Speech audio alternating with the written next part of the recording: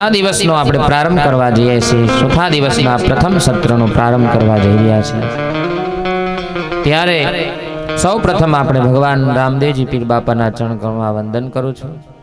અહીં બિરાજિત સમાધિ ચેતનાઓ છે જીવરાજ બાપા, એમના સમાધિ સ્થાનને હું વંદન કરું છું. તુલસીદાસજી બાપુના સમાધિ સ્થાનને હું વંદન કરું છું. માતાજીના સમાધિ સ્થાનને પણ હું પ્રણામ કરું છું.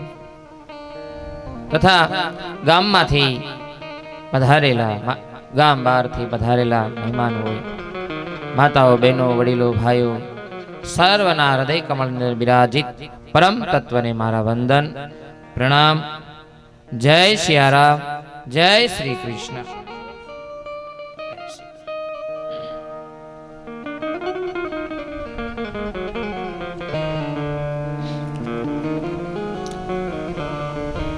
આપણે ગઈકાલની કથામાં જોયું, નરસિંહ પ્રાગટ્યની કથા કાલે કરી. ભગવાન છે ને ભક્ત વત્સલ ભગવાન છે. ભગવાન ભક્તોને વારે આવે છે, પણ શરત એ છે કે ભક્તોએ પણ પોતે ભગવાનને સમર્પિત થઈ જવું પડે. તો ભગવાન તેમના કામ કરે છે, જરૂર કરે છે, એમનો ઉદ્ધાર જરૂર કરે છે. નરસિંહ પ્રાગટ્યની કથા જોઈ કાલે. પ્રહલાદજી ભગવાન અતિ ક્રોધયમાન છે. પ્રહલાદજી ભગવાનની સ્તુતિ કરે છે, ગોદમાં બિરાજેલા છે ત્યારે પરમાત્માની સ્તુતિ કરે છે. બ્રહ્માદયઃ સુરગણા મુનયોથ સિદ્ધા સત્વક્તાનમતયો વચામ પ્રવાહે નારાધિતું પુરગુણે ધુનાપી વિપ્રહુ કિં તોષ્ટુ महती छमे हरिरुग्रजायते. બ્રહ્માદિક દેવો, વિશ્વામિત્ર ઋષિ મુનિઓ અનેક વર્ષોથી આપની તપસ્યા કરે છે હે ભગવાન, છતાં તેઓને આપ સાક્ષાત્કાર થતો નથી. આપે આજે મને ગોદમાં લઈને મારા ઉપર કૃપા કરી છે. હું રાક્ષસ કુળમાં જન્મ્યો છું, આપે મને દર્શન આપ્યા, હું નિર્ભય થયો છું. હવે મને કોઈ ચિંતા રહી નથી. આજે મને ખાતરી થઈ કે તમારા દર્શન માટે બ્રાહ્મણને ત્યાં જન્મ લેવો પડે એવું નથી. યજ્ઞાદિક કાર્યો કરવાનો સર્વને અધિકાર છે. મને લાગે છે કે આપને પ્રસન્ન કરવા હું બહુ ભણતરની અને બહુ પૈસા કમાવાની પણ જરૂર નથી. ખૂબ પૈસા કમાઓ ને ભગવત કાર્યમાં તે વાપરો, તે ઉત્તમમાં ઉત્તમ છે. પણ એક આસને બેસીને પરમાત્માનું ધ્યાન ધરો, તે અતિ ઉત્તમ છે. બહુ ભણવાથી, બહુ જ્ઞાનથી ભગવાન મળતા નથી. બહુ ભણેલાથી ભગવાન દૂર રહે. બહુ ભણેલા કુર્તકો કરે, તેમને બીજાને ચેતરવા, કપટ કરવા જરાય બીક લાગતી નથી. ઘણીવાર ભણેલાઓ ભગવાનને પણ ચેતરે છે. એ લખવામાં અને બોલવામાં ઘણા હોશિયાર હોય છે. તેમને એક શબ્દના અનેક અર્થ કરતા આવડે છે. એ વખતે મેં આમ કરેલું, પણ મારા કહેવાનો ભાવ જુદો છે, એનામાં ઘણા દોષ આવે છે. ચમત્કાર દેખાય તેને નમસ્કાર કરે છે. અભણ માણસ બધાને નમે છે, તે પ્રભુને ગમે. અભણ સમજે કે મને કઈ આવડતું નથી, હું ખરેખર ગમાર જેવું છું, તેથી ચમત્કાર વિના નમસ્કાર કરે છે. ભણેલા ચમત્કાર માગે, ચમત્કાર આપે ને તો આપણે નમસ્કાર કરીએ. હોશિયાર માણસ ને જોઈ ચતુરતા દિલ જનની એજ જાનકી જી મુસ્કુરા. ઓ જોઈ ચતુરતા એજ દિલ જનની જાનકી જી મુસ્કુરા. એ અભણ કેવું યાદ રાખે, અભણ કેવું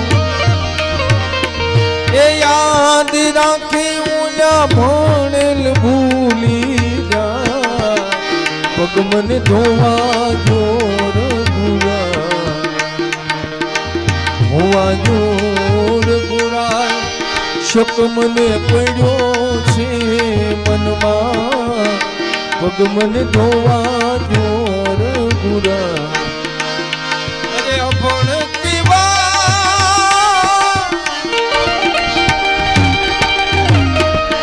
અભણ કેવા યાદ રાખે બોલ્યા ભણેલ ભૂલી જા પગ મને ધોવા જો રઘુરા પગ મને ધોવા જો રઘુરા ધોવા જો ધોવા જો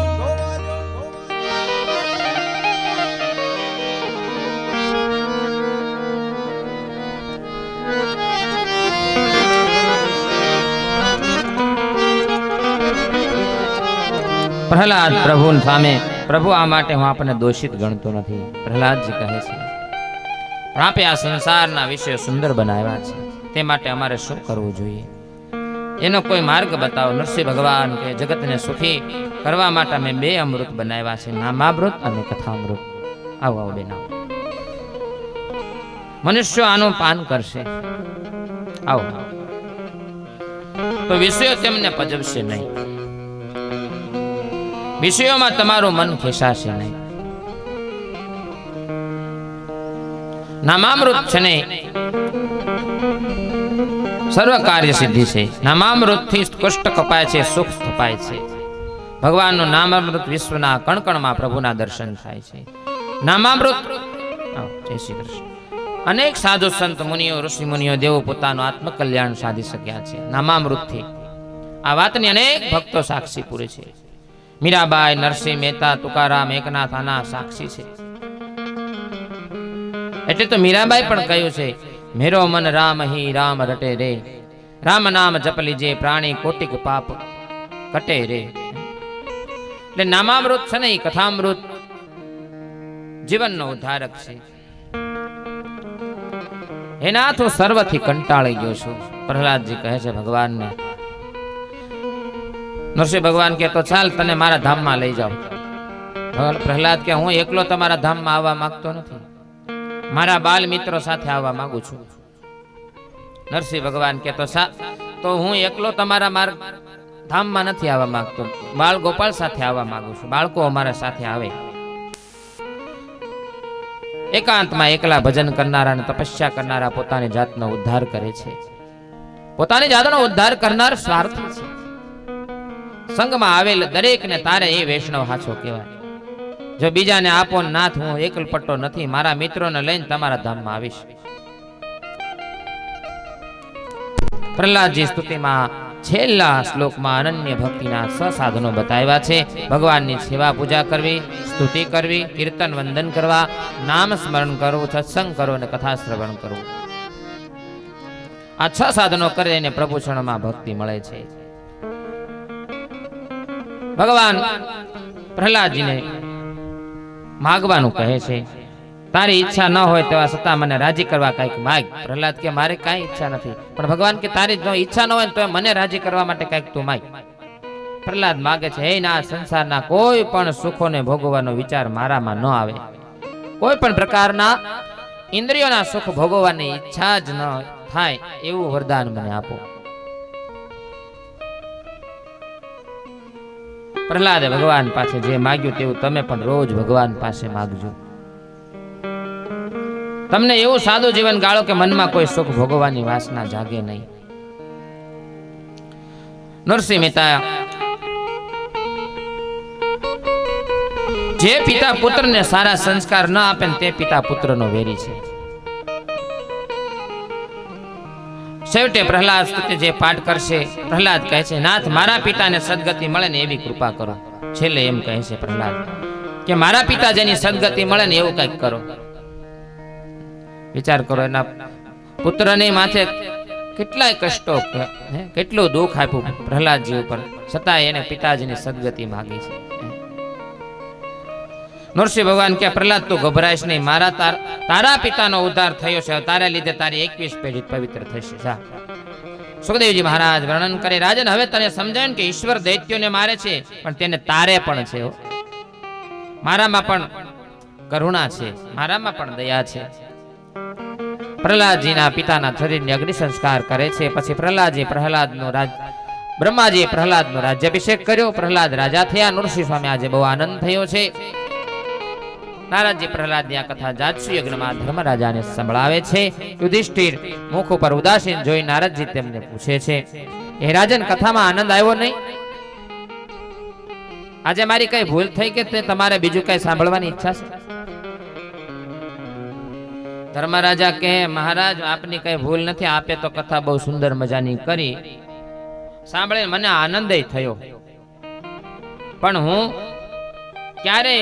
ક્યારનો વિચારું છું કે 5 વર્ષના પ્રહલાદનો પ્રેમ કેવો, પ્રભુમાં એનો વિશ્વાસ કેવો હે. થાંભલામાં ભગવાન બેઠા કરી દીધા. એટલે વચનમાં સત્ય કરવા માટે પરમાત્મા પ્રગટ થાય જ છે. ધન્ય છે 5 વર્ષના પ્રહલાદને, તેને બાળપણમાં ભગવાનના દર્શન થયા છે. ધર્મરાજા વિચારે મેં ઘણું કર્યું પણ મેં જે કરવાનું હતું તે કર્યું નહીં. પરમાત્મા માટે મેં કાંઈ કર્યું નથી.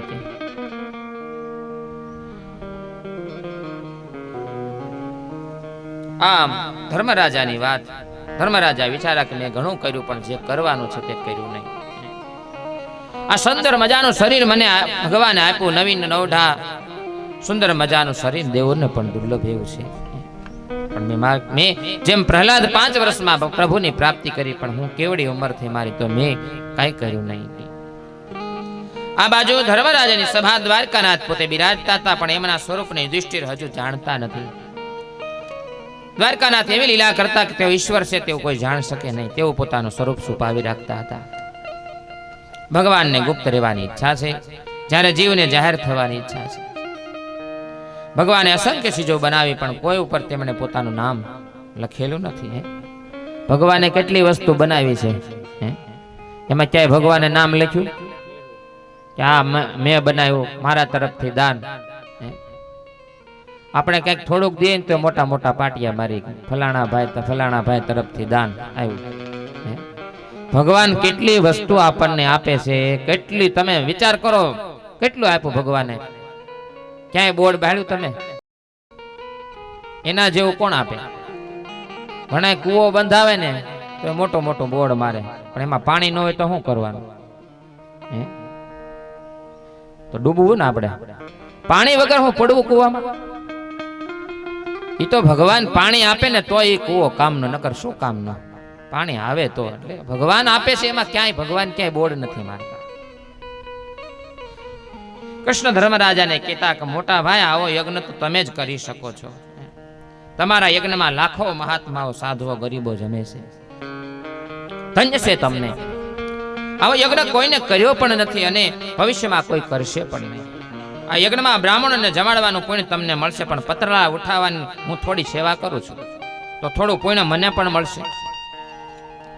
શ્રી કૃષ્ણ હલકામાં હલકું કામ કરવા પતરાળા ઉઠાવવા કામ કરે છે. વિચાર કરો. તેથી ધર્મરાજા એમ સમજે છે કે મામાના દીકરા છે એટલે આપ્તજન તરીકે અમારું કામ સગળું કરે છે. શ્રી કૃષ્ણ સર્વશ્રેષ્ઠ છે, પણ શ્રી કૃષ્ણને અભિમાનનો જરાય સ્પર્શ નથી. કૃષ્ણ પરમાત્મા છે. તે ધર્મરાજા ભૂલી ગયા. આથી તે બોલે છે કે હજુ સુધી મને પરમાત્માના દર્શન થયા નથી. પરમાત્મા હારે જતા વિચાર કરો તો એ ઓળખી ગયા નહીં. એટલે આપણા ઘરમાં પણ કોઈ શક્તિ, દેવી શક્તિ હોય જ, પણ આપણે ઓળખી નથી શકતા. આપણા ગામમાં હોય, આડોશ પાડોશમાં હોય, ઘરમાં પણ હોય કોઈ એવું તત્વ, પણ ઓળખી નથી શકતા. આપણે નજીકથી બેઠા હોય, કોઈ સંતો સાથે આપણે કાયમિક બેઠા હોય તોય આપણે કાંઈ ઓળખી નથી શકતા. વયા ગયા કેડે પછી એની ખ્યાતિ થાય ને તો એમ થાય ઓહો, હું એની હારે જ બેહતો હતો, એટલા વર્ષ હું બાપુ હારે જ રહેતો હતો.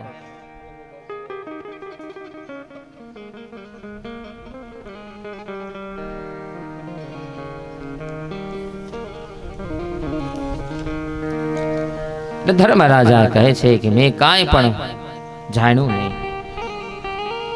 નારદજી કહે છે તમે આ શું બોલો છો? તમારા યજ્ઞમાં આવેલા કેટલાય ઋષિઓ તો એવા છે કોઈ ઘેર જતા નથી, પણ તમારા યજ્ઞમાં આવ્યા છે કેટલાય વગર આમંત્રણે આવ્યા છે. આ બ્રાહ્મણોને ભોજનનો કોઈ દક્ષિણા લેવાનો લોભ નથી. છતાં તમારા યજ્ઞમાં આવ્યા છે. દુર્વાસા, જમદગ્નિ વગેરે ઋષિ મુનિઓ આવ્યા છે. કૃષ્ણ દુર્વાસાને બ્રહ્મ વિદ્યાનો ગુરુ માનતા હતા. તેથી એક દિવસ રૂક્ષ્મણી કૃષ્ણને કહે, દુર્વાસા તમારા ગુરુ છે, તેઓ ખૂબ તપસ્યા કરે છે. આવા તપસ્વી બ્રાહ્મણને આપણું ઘેર જમાડવા જોઈએ. આથી કૃષ્ણ કહે, એ દૂરથી જ સારા છે, ઘરમાં આવશે ને તો કાંઈક ને કાંઈક ગડબડ કરી ઊભી થાય.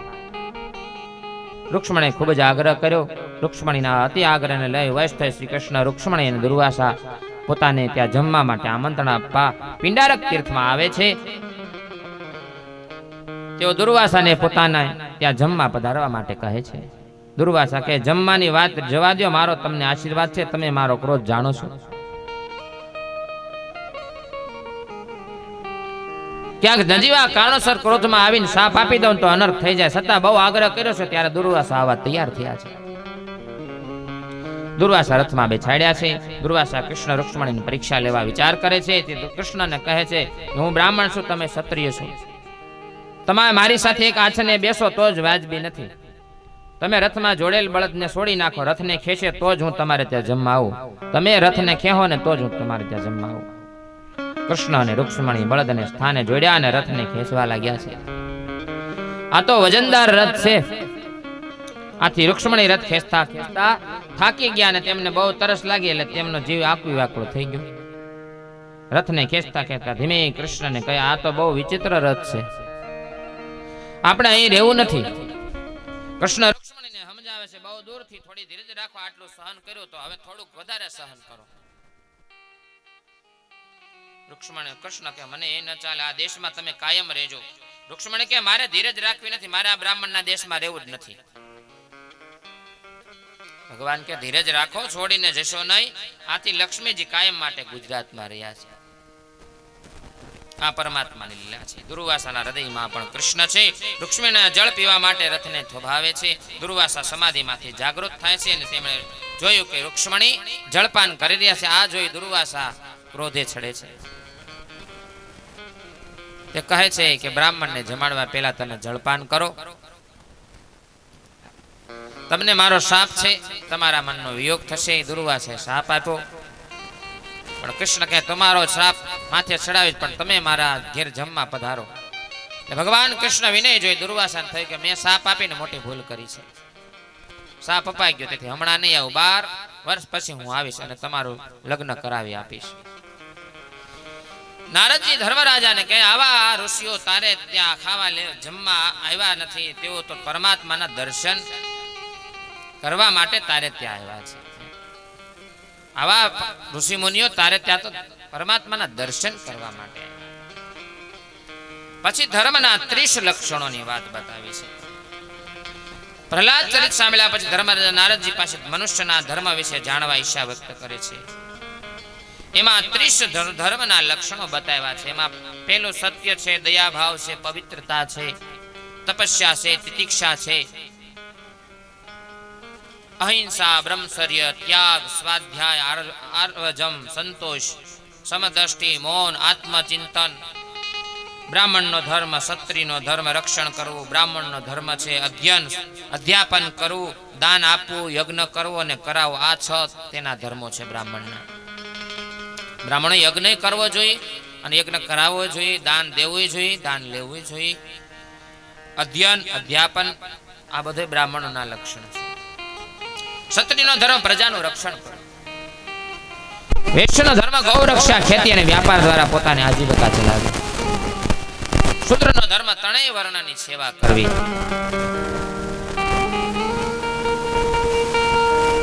ત્યાર પછી સ્ત્રીનો ધર્મનું વર્ણન કર્યું છે. સ્ત્રીનો ધર્મ પતિમાં ઈશ્વરનો ભાવ રાખે ને તો સ્ત્રીને જલ્દી મુક્તિ મળે છે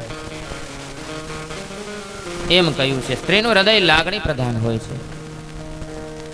પતિવ્રતા સ્ત્રી અનસૂયાની જેમ બ્રહ્મા, વિષ્ણુ અને મહેશ ત્રણેય દેવો બાળક બનાવી દે છે. ત્યાર પછી 4 આશ્રમ ધર્મોના બતાવ્યા છે. 4 આશ્રમના ધર્મ બતાવ્યા છે. મનુષ્યનું આયુષ 100 વર્ષ છે. હાલમાં જો જોતા મનુષ્ય 23 વર્ષની ઉંમર સુધી બ્રહ્મચર્યનું પાલન કરે તો 100 થી 40 વર્ષ સુધી ગૃહસ્થાશ્રમમાં રહે, 40 થી 50 વર્ષની ઉંમર સુધી વાનપ્રસ્થમાં રહે અને 50 વર્ષની પછી સંન્યાશ્રમમાં પ્રવેશ કરે છે. પછી બ્રહ્મચાર્યાશ્રમનો ધર્મ બતાવ્યો, વાનપ્રસ્થાશ્રમનો ધર્મ બતાવ્યો સંન્યાશ્રમનો ધર્મ બતાવ્યો. આવા 30 ધર્મના લક્ષણો બતાવ્યા છે. નારદજી કહે છે એકવાર પાર્વતી સુંદર સ્ત્રી અને શિવજી વૃદ્ધ થઈને બહાર નીકળ્યા. હવે ગૃહસ્થ ધર્મ વિશે જોઈએ તો પતિ પત્ની સાવધાન થઈને પવિત્ર જીવન ગાળે. પાર્વતીજી વાઘ ઉપર સવારી કરી, શિવજીએ બળદ ઉપર સવારી કરી છે. રસ્તામાં લોકો પૂછે તમે કોણ છો, ત્યારે તેઓ જવાબ આપે અમે તો પતિ પત્ની છીએ. આ સાંભળી લોકો એમને મશ્કરી કરે છે.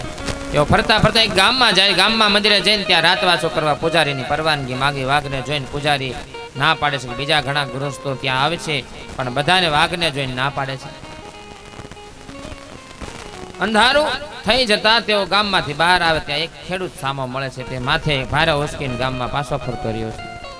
તે શિવજીને પાર્વતીને કહે છે હવે રાત પડી અને અંધારું થઈ ગયું છે, આવા સમયે તમે બહાર ક્યાં જાઓ છો? શિવ પાર્વતી કહ્યું અમને ગામમાં કોઈ આશરો આપતું નથી, એટલે અમે જઈ રહ્યા છીએ. ખેડૂત ગૃહસ્થ છે તેણે બંનેને પોતાને ઘેરે આવવા કહ્યું. ખેડૂત બંનેને લઈને પોતાને ઘેરે આવે છે. તે પોતાના પત્નીને કહે છે આજે આપણે ઘેર અતિથિ આવ્યા. અતિથિ તેઓ ઈશ્વરનું સ્વરૂપ કહેવાય છે. મહેમાન આવે ને અતિથિ ઈશ્વરનું સ્વરૂપ કહેવાય છે.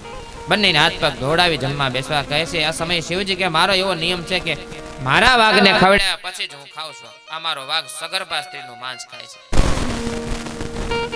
ખેડૂતની પત્ની બાજુમાં ઊભી ઊભી વાત સાંભળે હતી. વિચારે છે આંગણે આવેલા અતિથિ ભૂખ્યા રહે તો યોગ્ય નથી. પોતે સગર્ભા છે, વાઘ સામે આવીને ઊભી રહી અને કહે છે હું સગર્ભા છું, વાઘ ભલે મને ખાઈ જાય પણ અતિથિ ભૂખ્યો ન જવો જોઈએ. વાઘ ખેડૂતની પત્નીને ખાઈ જાય છે. પછી ખેડૂત તેમને કહે છે હવે તમે ભોજન કરો. શિવજી કે તમારી પત્ની મરી ગઈ, આથી હવે તમને સૂતક લાગ્યું, હવે મારાથી કેમ ખવાય? ખેડૂત હમ જમવા માટે ખૂબ કાલાવાલા કરે છે. શિવજી એમને અતિથિ સેવા અને નિષ્ઠા જોઈ ખુશ થાય છે અને કહે છે તારી પત્નીને બૂમ પાડી અહીં બોલાય. ખેડૂતે પત્નીને હાથ પાડતા તે સદેહે હાજર થઈ ગઈ પાછી. શિવજી અને પાર્વતી ત્યાં ભોજન લઈ આશીર્વાદ આપે છે. પતિ પત્ની લાયક હોય તો ગૃહસ્થ આશ્રમ બરાબર પાળી શકાય છે. ગૃહસ્થ આશ્રમ એ બહુ કડક બહુ સરળ રહેવું જોઈએ. તેને પત્ની ઉપર અતિ મમતા અને વાસના ન રાખવી જોઈએ. ગૃહસ્થ આશ્રમમાં પત્નીને અતિશય આધીન રહેવું તે પણ એક પાપ છે.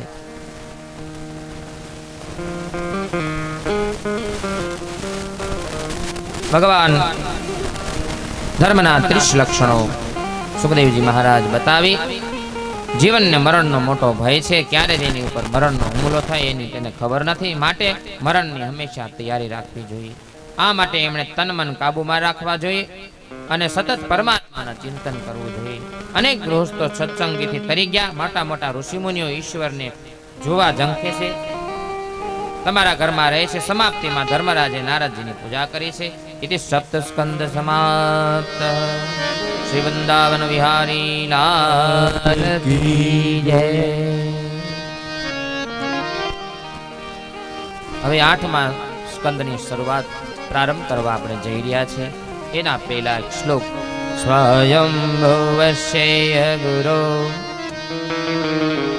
વંશોયમ વિસ્તરાશ્યુતા યત્ર વિસૃજામ સર્ગો મનોનન્યાન્વદસ્વનઃ. આ અષ્ટમ સ્કંદ છે ને મન્વંતરની લીલા છે. તેમાં મન્વંતરની કથા આવે છે. આ કલ્પમાં 6 મનુઓ થયા છે. પરમાત્મા કૃષ્ણ અજન્મ્યા છે, અવિનાશી છે. અજન્મ અવિનાશી પરમાત્માનો જન્મ થતો નથી. પ્રભુનું પ્રાગટ્ય થાય છે, જન્મ નથી થતો. પ્રત્યેક મન્વંતરમાં ભગવાનનો પ્રાગટ્ય થયા છે. પ્રત્યેક મનોમાં રાજ્યમાં ભગવાનનો એક વિશિષ્ટ અવતાર થાય છે. યજ્ઞમૂર્તિ અને દેવહૂતિ કપિલદેવ નામે પુત્ર થયા. આમ આ મન્વંતરમાં ભગવાનનો યજ્ઞ અવતાર કપિલ અવતાર થયો. જેવો એ ધર્મના તથા જ્ઞાનનો ઉપદેશ આપ્યો અને બીજા મન્વંતરમાં મનુ ભગવાન તપસ્યા કરવા વનમાં ગયા. ત્યાંથી યજ્ઞ ભગવાને એમનું રાક્ષસોનું રક્ષણ કર્યું. ત્રીજા મન્વંતરમાં મનુ થયેલા ઉત્તમ માટે ત્યાં સત્યસેન નામે અવતાર ધારણ કરેલ અને મનુ ચોથા મન્વંતરમાં પરમાત્માનો હરિનામનો અવતાર થયો. હરિ અવતારમાં ગજરાજનો પ્રભુએ ઉદ્ધાર કર્યો. પ્રભુએ ગજેન્દ્ર હાથીની ગ્રહ મગરથી રક્ષા કરેલી.